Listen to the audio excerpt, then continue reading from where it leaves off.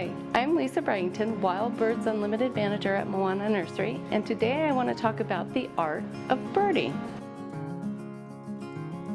We can all agree that gardening is an art, especially in northern Nevada, but have you really thought about how feeding the birds can bring art into your yard? From the colorful feeders, handcrafted bird houses, different hangers and things to bring light and color into your yard, not to mention the colorful birds that you can attract with proper bird feeding. From the very popular bright goldfinches to jays, which have their detractors but are very colorful and smart.